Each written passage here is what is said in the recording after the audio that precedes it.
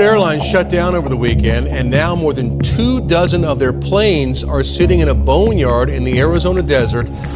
On the 2nd of May, 2026, 3 days ago, as this video goes out, Spirit Airlines ceased operations. Effective immediately. Every flight cancelled. Customer service shut down. This morning at 3 a.m., Spirit Airlines ceased operations. Thousands of passengers stranded mid-trip, showing up at airports to boards that still said, on time, because nobody had updated them yet. One family drove from Tennessee to Atlanta for a Spirit flight to Miami. 8-year-old granddaughter is crying. Is she ever going to see her mommy again? They arrived to find the whole airline was gone. The mother stood there and said, "So the whole airline at every airport is out of business. Oh my, that is crazy." It was. It is. Spirit had tried everything. 2 bankruptcy filings in less than 2 years. Nearly 4,000 jobs cut. Routes slashed by half. A last-ditch attempt to get a $500 million bailout from the Trump administration that fell apart in the final days. And just like that, 34 years of flying came to an end.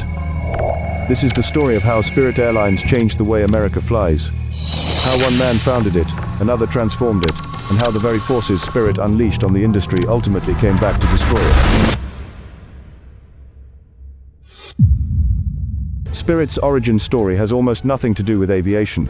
It starts in 1983 as a tour operator called Charter One, based in Detroit, flying vacationers to Atlantic City and Las Vegas. For nearly a decade, that was the whole business. It rebranded as Spirit Airlines in 1992, got its own jets, and started flying scheduled routes. The early years were rough, older DC-9 and MD-80 jets, a small hub in Detroit, nothing that made it stand out. The man behind all of it was a Michigan entrepreneur named Ned Homfeld. Born in Pontiac, Michigan, in 1949, Homfeld was a serial founder who saw gaps in markets and moved fast to fill them. Spirit was his most ambitious bet.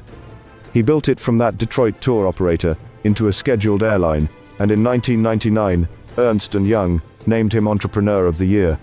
But by the early 2000s, Spirit was losing up to $79 million a year. It had a regional following mostly in South Florida, and no clear path forward. Homfeld had built something real, but the airline needed new direction badly. He made the hire that changed everything. In January 2005, a guy named Ben Baldanza walked through the door. And the airline was never the same. One more thing worth noting. Ned Homfeld passed away in February 2016 from complications from leukemia. The same month, almost to the day, that Baldanza resigned from the company Homfeld had founded. The man who built it, and the man who transformed it, both stepping away in the same breath. Ben Baldanza was born in Rome, New York, in 1961. He was not an aviation romantic. He was an economist. He studied policy and economics at Syracuse University, earned a master's degree from Princeton, and entered the airline industry in 1986 as an analyst at American Airlines. At American, he was part of what people inside the industry called the Brat Pack, a group of sharp young analysts working under legendary CEO Robert Crandall, who was essentially inventing modern airline management in real time. Yield management, hub and spoke systems, frequent flyer programs, the foundational mechanics of how airlines make money. Baldanza absorbed all of it. From American, he moved through Northwest Airlines, UPS, Continental, and eventually became COO of TACA Airlines in Central America. By the time he arrived at Spirit in 2005, he had decades of airline economics in his head, and one radical idea he wanted to test at scale: not a comfortable bus, not a nice bus. The cheapest possible way to get from point A to point B, everything else you pay for. What Baldanza did at Spirit was genuinely revolutionary, even if it made almost everyone hate him. He declared Spirit America's first ultra-low-cost carrier. And he meant it structurally, not just as marketing. The base fare bought you one thing: a seat. No carry-on, no checked bag, no seat selection, no snacks. Not even a free cup of water. Every single thing beyond the seat was an extra charge. Spirit was the first airline to charge for carry-on bags. Within a few years, every major airline had copied them. He sold advertising on everything: the seat back trays, the overhead bins, the napkins, the cups, even the sickness bags.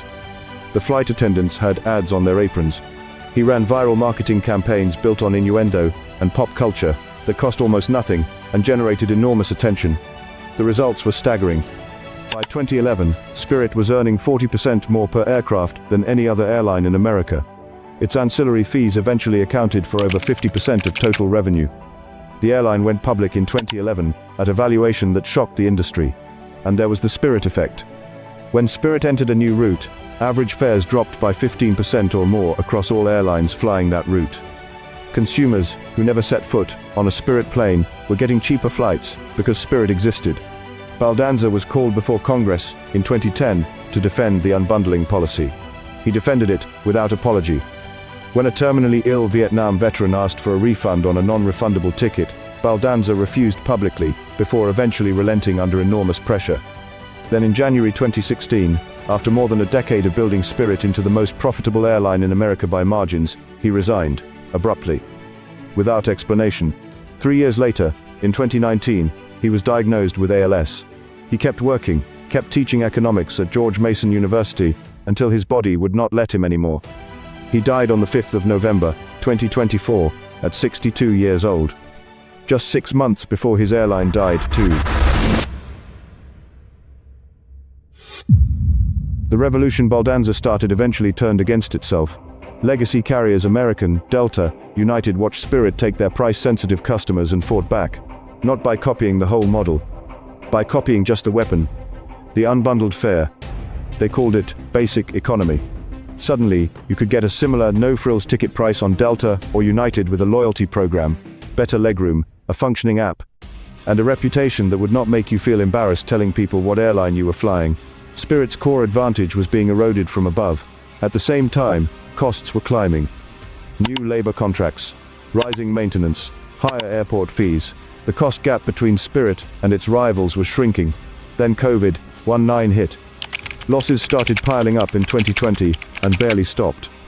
Then came a Pratt & Whitney engine manufacturing defect that forced Spirit to ground a significant chunk of its Airbus fleet. Planes sitting idle, still costing money, generating zero revenue. By the time COVID was over, Spirit had lost more than $2.5 billion since 2020. It had not posted an annual profit since 2019. Survival meant a merger. Standing alone was no longer viable. In early 2022, Spirit announced a deal with Frontier. Then JetBlue came in with a bigger offer, $3.8 billion in cash. Spirit's shareholders took it. It was a fatal mistake. The Department of Justice sued to block the merger, arguing that eliminating the country's most powerful discount carrier would harm consumers and raise fares. In January 2024, a federal judge agreed. The merger was dead. JetBlue walked away. Spirit filed for Chapter 11 bankruptcy. In November 2024, nearly 4,000 jobs were cut, 200 routes eliminated. It filed for bankruptcy again in August 2025, disclosing $8.1 billion in debts against $8.6 billion in assets. The final weeks were desperate. Spirit sought a $500 million government loan from the Trump administration in exchange for a 90% stake. Internal disagreements killed the deal. On Friday, May 1st, talks collapsed. On Saturday, May 2nd, Spirit ceased operations. Its rivals moved within hours. United said 14,000 Spirit customers booked on them on Saturday alone. Southwest took more than 20,000. The yellow planes are grounded. The gates are empty. 3 people built this story. Ned Homfeld, who saw an opportunity in 1983 and built something out of nothing. Ben Baldanza, who took that something and made it revolutionary. And the thousands of employees, 17,000, at its peak, who kept those yellow planes in the air. Homfeld died in February 2016. Baldanza died in November 2024. The airline died in May 2026. 3 exits, separated by a decade each. Baldanza called it the dollar store of the sky. He believed that making flying accessible was a genuine public good. Studies backed him up. The Spirit effect was real. Fares dropped when Spirit showed up on a route. Experts are already predicting increases of 20% or more on routes Spirit used to fly. The collapse is the result of a lot of things stacking at once: the blocked JetBlue merger, COVID wiping out its financial cushion, the engine groundings, legacy carriers copying its model, fuel prices spiking from the Iran war. Any one of those might have been survivable. All of them together, on a business built for razor-thin margins, was too much. Spirit flies no more. But every time you book a basic economy ticket on Delta or United, every time a legacy airline is forced to lower a fare because a budget carrier entered the route, you are seeing the ghost of what Ned Humfeld started and Ben Baldanza finished. He called it a bus with wings. For 34 years, that bus got a lot of people somewhere they could not have gone otherwise. Subscribe to Stag Research for more stories like this, the companies that shaped industries, the people behind them, and what their collapse actually means.